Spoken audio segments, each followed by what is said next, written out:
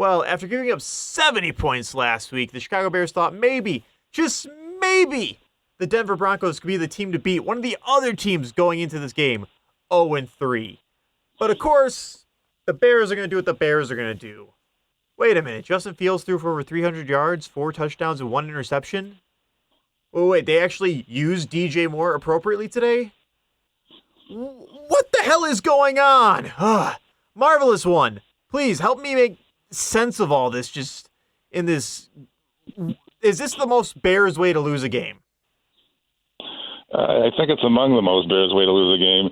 I think the key moment was, of course, the fourth down when they didn't want to do the field goal in the tie game. But bear in mind, it was 28-7 Bears, the third quarter with 4:18 left to go in the third. So it seemed unlosable. I mean, after all, Fields broke team record by throwing 16 straight consecutive passes, and the only one he didn't complete was a Hail Mary to end the half. Like you say, 335 yards, 28 from 35, a career day, 4 TDs, 1 interception, a 132.7 QB rating, and the announcers were making him, putting him in the Hall of Fame just about. And, I mean, Herbert did fine, 18 carries, 103 more, like you said, 8 for 131 and Komet, 7 catches for 85. They looked like a formidable team compared to the previous 3 weeks, obviously, against a team that gave up 70 points last week, obviously. So I can't make any sense of it. I mean, I think the announcers said it best when they said that Eberflus was going to have a lot of questions to answer after this game, and I'm definitely looking personally at the fourth down. It reminds me of a pass situation didn't we have with a previous coach who didn't want to kick a field goal with 1 yard to go, and then they do this lineup where the sneak would be great, and they have the quarterback not at the line of scrimmage. The whole thing doesn't make sense to me, and I'm not a football expert, but I'll tell you this, they definitely are in some serious trouble because this game should absolutely 100% should have been won, and there's no excuse for losing it. Marver for head coach. Mark my words, guys. George McCaskey, listen to us for once. And Mercado, you were out hiking in the wonderful woods listening to this game, trying to enjoy your anniversary, and the Bears just decided to be disgusting and awful to you. I mean, I'm assuming the hot, sticky woods was a million times better than having your hopes up, and then just crushed right away. I'm not sure exactly what Chicago sports fans have deserved to get the last, 4 months of White Sox baseball, the last month of Cubs baseball, and what has now been, the last 14 games, last 13 games of straight losses for the Chicago Bears. And this is why I'm so glad you guys are giving me this time, and shout out to my lovely wife, Nicole Mancha, Mercado, on this anniversary weekend for us. But let's think about it as you guys have done the stats. You guys talked about the story of this game. Now it's time to be honest. Now it's time to put everything on the table. We asked these guys to answer questions that we gave them after that embarrassing loss against Kansas City, when they had a chance to answer other adversity heading into that game in Arrowhead. But, okay, we saw what kind of absolute dumpster fire of a game that was. Heading into this game, you're coming back home, a get-right game against a bum-ass Denver Broncos team. And you did what you were supposed to. For 3 quarters, Justin Fields and DJ Moore were the talk of the NFL first games. They were the talk of people on social media telling us, are the Bears back? And we all put the caveat. We knew this was the Denver Broncos team, a team that let a team put up nearly 100 points on them. But still, you take care of the teams you're supposed to take care of. And what happened in this game? For 3 quarters, we saw Justin Fields play like an NFL quarterback. He doesn't have to be Justin Herbert. We're not asking him to be the MVP of the league. But for 3 quarters, the Bears were a good football team. What do good football teams take care of? Bad teams. They win against teams they're supposed to. And in the fourth quarter, when it's time for the coach to have good time management, to make the right play call, when it was on their plate, they failed this team. And we could talk about mistakes made on the field. It's a game. We know that's going to happen. All Marver and I asked for the entire training camp at the end of last season was to see progression, was to see some type of growth. And for 3 quarters against a team you're supposed to do it against, we saw it. Whether it's their star wide receiver they gave up a number 1 draft pick for, or the quarterback who's trying to prove himself to try to get that next deal, try to put himself in that high echelons of quarterbacks. And they let him down once again. Play calling let him down once again. Let's talk about really quickly what this team has done to take care of the things they're supposed to take care of. The offensive line played all right today. Again, against a bad Denver Broncos team, we're seeing growth from Darnell, right? But we could check off the list. They did nothing to address the offensive line. What did they do for the front seven of this Bears defense? This is a bad Denver Broncos team. How many times did they get to Russell Wilson? How many times would a sack or a tackle for a loss have changed this game? How many times have we seen it this entire season? And then Chase Claypool, a healthy scratch. This all falls on Ryan Poles and Matt Eberflus. And now we're supposed to trust them. The Bears team, who is now 0-4, who drops to this unbelievable losing streak. We're entrusting them to bring in Caleb Williams and Marvin Harrison Jr. We're entrusting them because as of right now, one of the good things Ryan Poles has done, you now have the number 1 and number 2 draft pick in the NFL. So let me ask you this, Chicago Bears fan, Chicago sports fans, my amazing colleagues around the Sports Cubicle, after watching this, what should have been an easy Sunday in the woods, like it was for the anniversary of the Mercados, how can you lose this game? And then how can I honestly critique the players where it all came down to one moment where your supervisors, the people who your ownership put in charge, let you down? I think you said a lot of things best there, Mercado.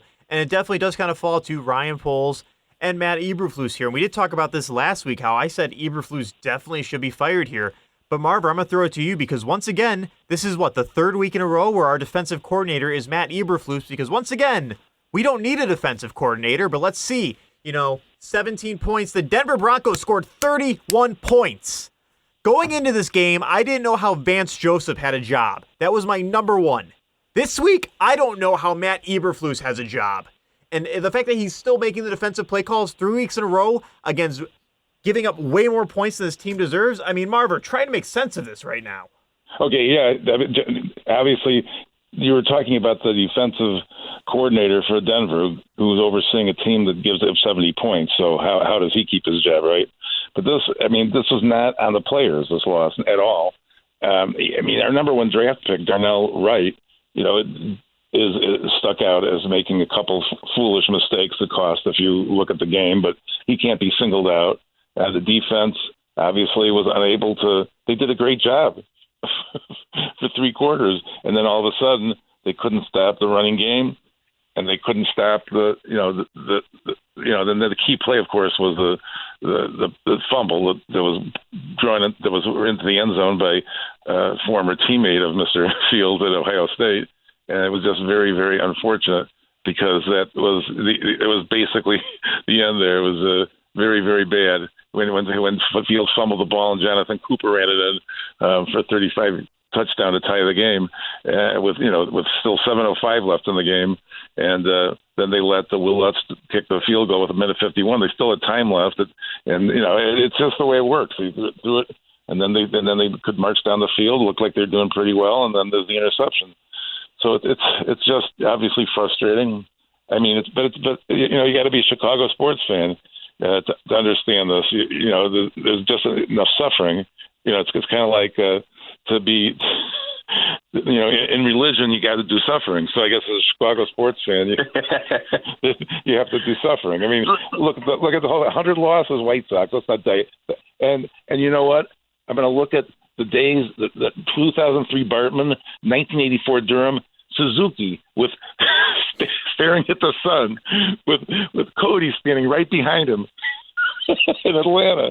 Oh my God, they're going to finish a game out of the playoffs. I can't take this anymore. Help me. And let me ask you guys something, because this is what's driving me crazy. And I've talked about this for the last few weeks. What the X factors, right? The intangibles, the things that you can't put on a stat sheet, right? And Marver, we're talking about how, say a Suzuki, right? It's one mistake, one little thing happens, one inch to the left or right, and it changes your entire season. And those X factors are supposed to be mitigated or supposed to be exposed and hidden by your coaching staff. Let me ask you guys this, right?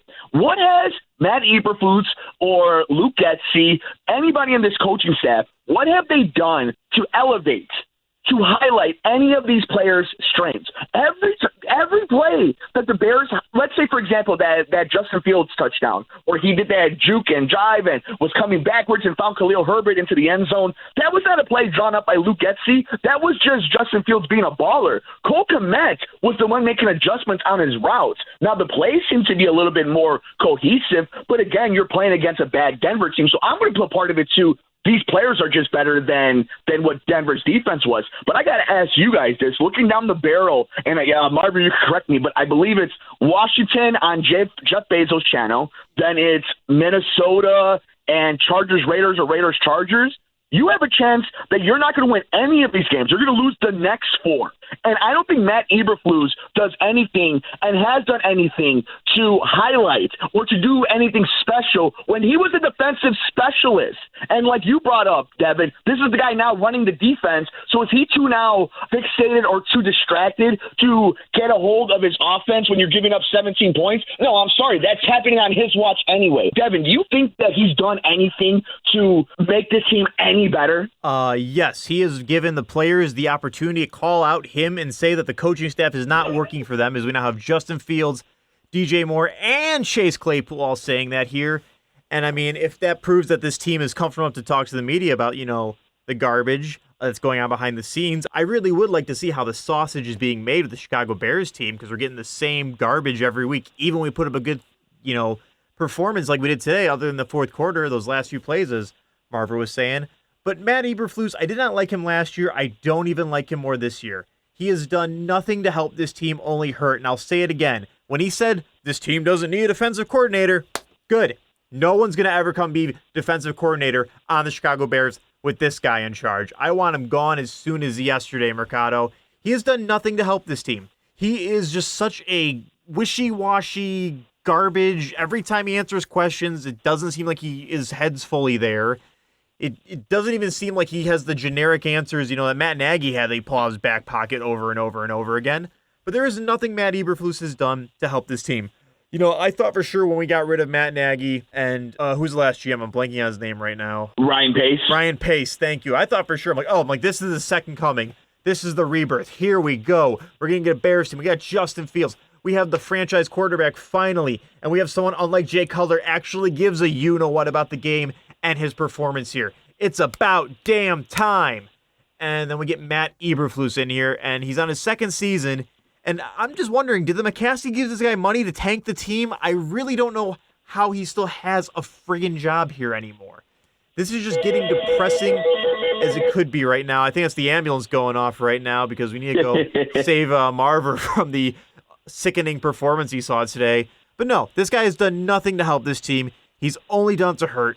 And quite frankly, unlike Matt Nagy, I don't see Eberflus having a job anywhere after the Bears give him the boot. But knowing the Chicago Bears, he'll be here next year because loyalty. Hey, man, Nagy is a genius. Look about the offensive performance by Kansas City last week. He's the offensive coordinator there.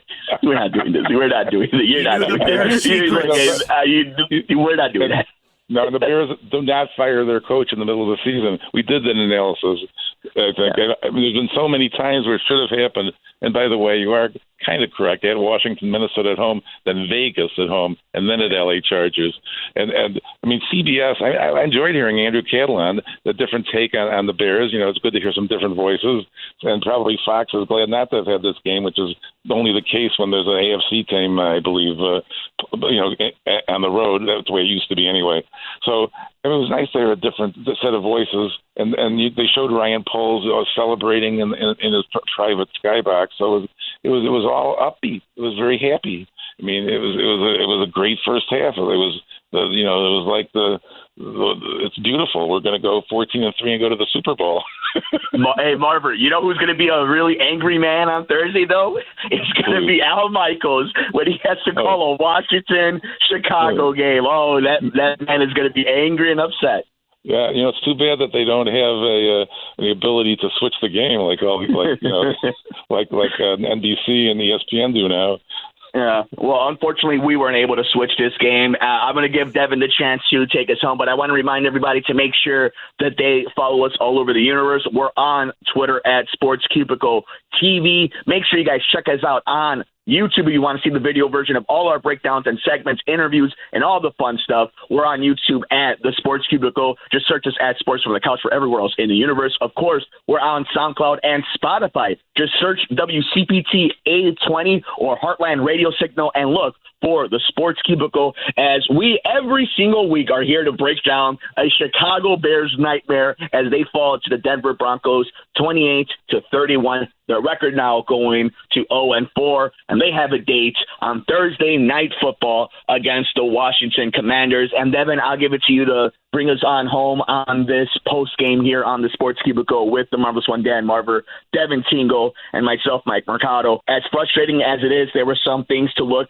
and put on the positive column, whether you're a DJ Moore fan, whether you're a Darnell Mooney fan, a Cole Kmet fan, a Justin Fields fan, to see some speed bursts from Roschon Johnson and Khalil Herbert. I think if you're somebody who believes this coaching staff was a mistake from day one, this just solidify it. I think Ryan Poles has made some good stuff, has done some bad stuff, but this is now one of the most frustrating Bears seasons I've ever been a part of, whether it's covering as somebody who does broadcasting or who is just a fan. And we're going to be here to make sure we are with each and every one of you as your therapeutic Sunday night sessions. Devin, bring us on home, buddy. This game, in the middle at least, did not feel as depressing to watch as all the other ones here.